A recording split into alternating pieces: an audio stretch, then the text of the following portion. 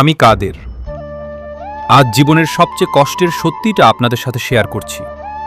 যার জন্য আমি আমার জীবনের সবটুকু শেষ করলাম, আজ আমি তার কাছেই নিঃস্ব। আমার অপরাধ ছিল একটাই, আমি আমার কলিজার টুকরো সন্তানকে ফিরে পেতে চেয়েছিলাম।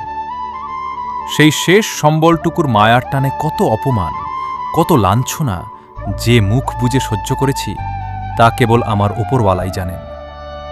আজ আমার টাকা পয়সা সব শেষ। এলাকার মানুষের কাছেও আমি আজ লাঞ্ছিত। আমাদের সমাজটা বড় অদ্ভুত। মানুষ অসহায় হয়ে পড়লে তাকে সাহায্য করার বদলে উপহাস করতে বেশি পছন্দ করে। না জেনে না বুঝে যে যার মতো মন্তব্য করে। তাদের উদ্দেশ্যে শুধু একটা কথাই বলবো, কাউকে নিয়ে উপহাস করার আগে অন্তত তার পরিস্থিতিটা জানার চেষ্টা করবেন। কারো জীবন নিয়ে মন্তব্য করার আগে ভাববেন, আপনার সাথে এমনটা হলে আপনি সইতে পারতেন তো? সংসারে সামান্য কথা কাটাকাটি তো সবখানেই হয়, কিন্তু তেতো সত্যিটা হলো, যে মানুষটা নিজের থেকে থাকতে চায় না, তাকে জোর করে ধরে রাখা অসম্ভব। আজ সব হারিয়ে একটা বড় শিক্ষা পেলাম। যেখানে সম্মান নেই, সেখানে আবেগ বা ভালোবাসা দিয়ে ঘর বাঁধা যায় না।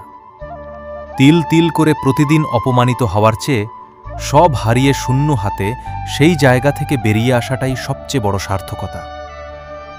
আমি লড়েছি, আমি ভালোবেসেছি। হয়তো এটাই আমার নিয়তি ছিল। আমার জন্য সবাই দোয়া করবেন।